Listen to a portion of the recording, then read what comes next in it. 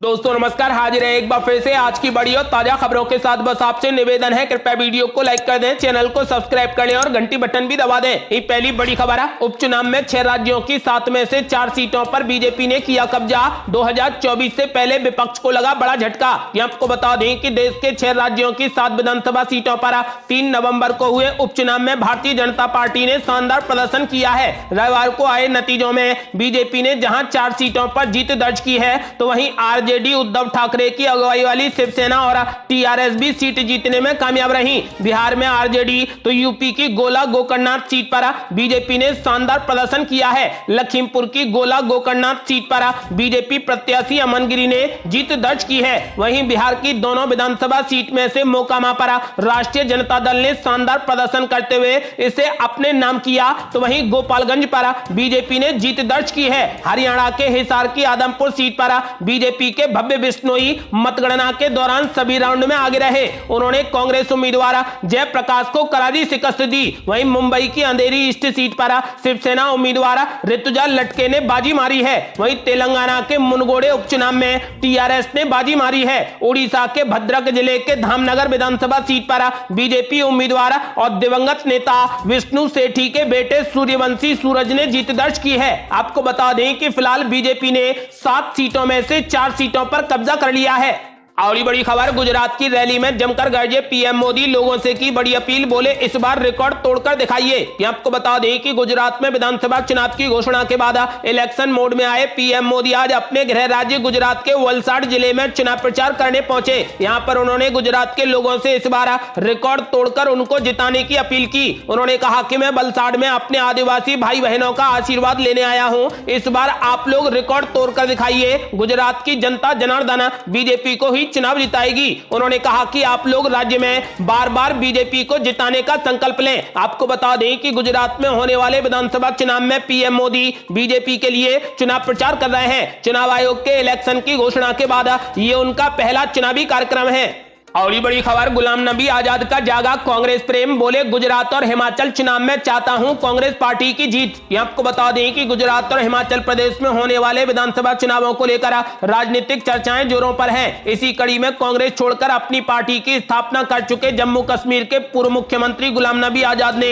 हिमाचल प्रदेश और गुजरात के विधानसभा चुनाव में कांग्रेस पार्टी के संभावित प्रदर्शन को लेकर टिप्पणी की है। गुलाम नबी आजाद ने कहा कि हालांकि मैं कांग्रेस से अलग हो गया हूं, लेकिन मैं की धर्मनिरपेक्षता की नीति के खिलाफ नहीं था। इसका कारण पार्टी का सिस्टम कमजोर होना था। मैं अब भी चाहता हूं कि कांग्रेस गुजरात और हिमाचल प्रदेश विधानसभा चुनावों में अच्छा प्रदर्शन करे। आम आदमी पार्टी ऐसा करने में सक्षम नहीं है। इसके अलावा उन्होंने कहा कि आम आदमी पार्टी सिर्फ केंद्र शासित प्रदेश दिल्ली की पार्टी है, वे पंजाब को कुशलता से नहीं चला सकते। केवल कांग्रेस गुजरात और हिमाचल प्रदेश में भाजपा को चुनौती दे सकती है, क्योंकि उनकी एक समावेशी नीति है। गुलाम नबी आजाद ने इसके साथ ही कहा कि अगर आज पंजाब में चुनाव हो तो आम आदमी पार्टी हार जाएगी। वहीं कांग्रेस सांसद राहुल गांधी ने रविवार को कहा कि उनकी पार्टी गुजरात के लोगों के साथ किए वादों को पूरा करेगी और भाजपा के डबल इंजन के धोखे से बचाएगी।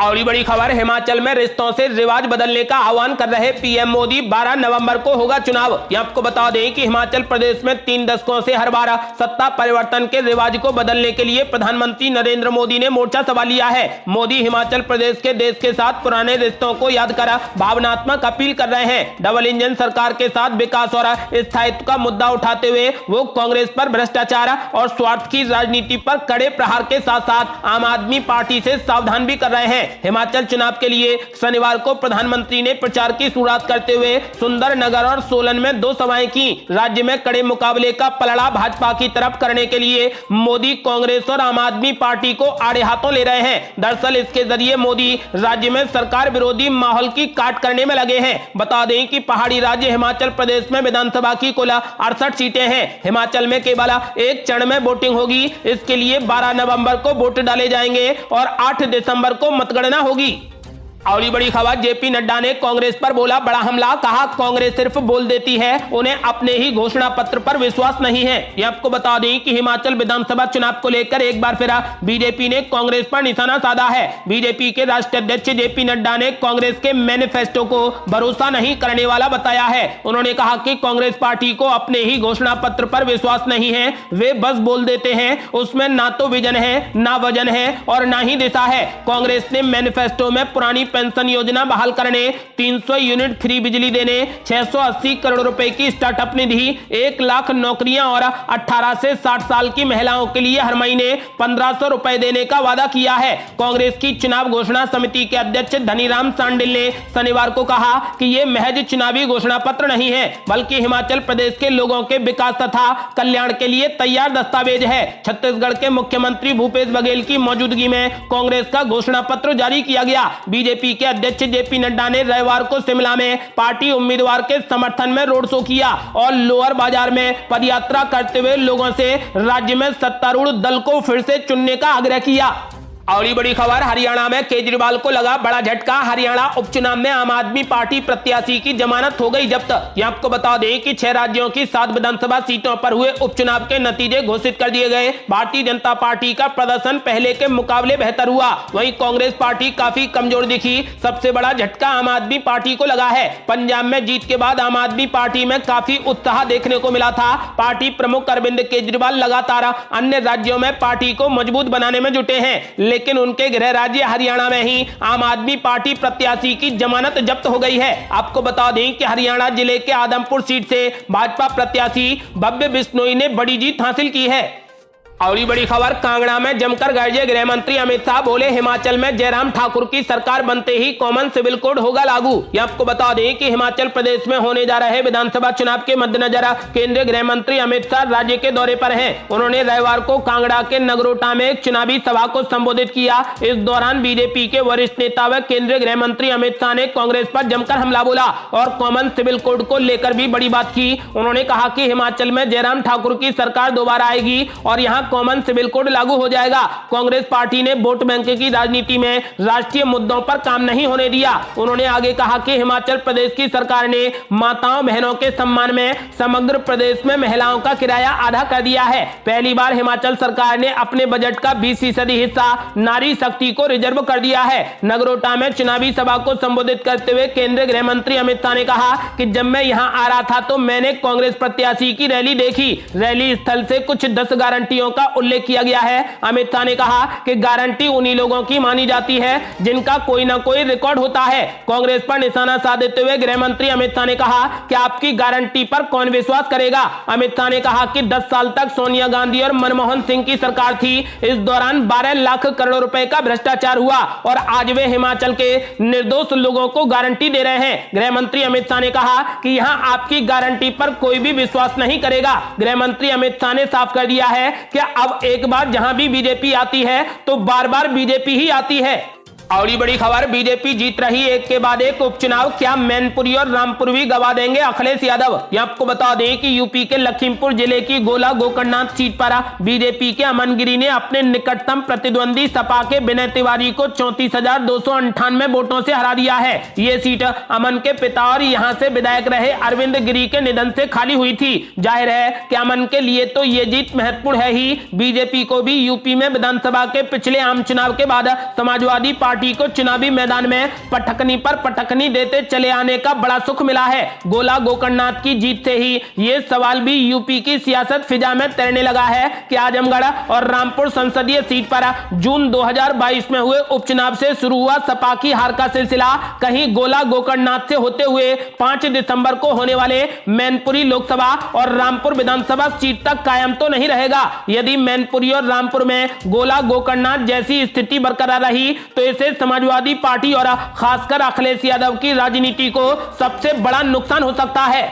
अगली बड़ी खबर, ओम प्रकाश राजभर ने अखिलेश यादव पर बोला बड़ा हमला। बोले अखिलेश यादव ने मुझे खत्म करने की कोशिश। ये आपको बता दें कि सुहेलदेव भारतीय समाज पार्टी के राष्ट्रीय अध्यक्ष ओम प्रकाश राजभर मऊ पहुंचे। यहां उन्होंने मीडिया से बात की और इस दौरान समाजवादी पार्टी के मुखिया को निशाने पर ले लिया। उन्होंने कहा कि अब्बास अंसारी हमारे नहीं बल्कि समाजवादी पार्टी के नेता हैं। ओपी राजभर ने कहा कि मुझे खत्म करने के लिए सपा मुखिया ने चाल चली थी। सपा ने डमी प्रत्याशियों को टिकट दिलवाकर हमें खत्म करने का प्रयास किया था। ओपी राजभर यही नहीं रुके, उन्होंने आगे कहा कि समाजवादी पार्टी से समझौते में 12 सीटें दी गई और उसी में अब्बास थे और सिंबल हमारा था। आज विधायक समाजवादी पार्टी का झंडा लगाकर घूमते हैं। ओम प्रकाश राजभर ने दावा किया है कि वे 100% सही कर रहे हैं। उन्होंने कहा कि अखिलेश यादव को बहुत घमंड हो गया था। ओम प्रकाश राजभर को खत्म करने का वो प्रयास कर रहे थे। उन्होंने जहां पर भी टिकट दिया ये चाहा कि ओम प्रकाश राजभर हार जाए। आपको बता दें कि ओपी राजभर ने अखिलेश यादव पर जबरदस्त हमला बोला है। उन्होंने साफ कर दिया है कि सपा ने डमी प्रत्याशियों को टिकट दिलवाकर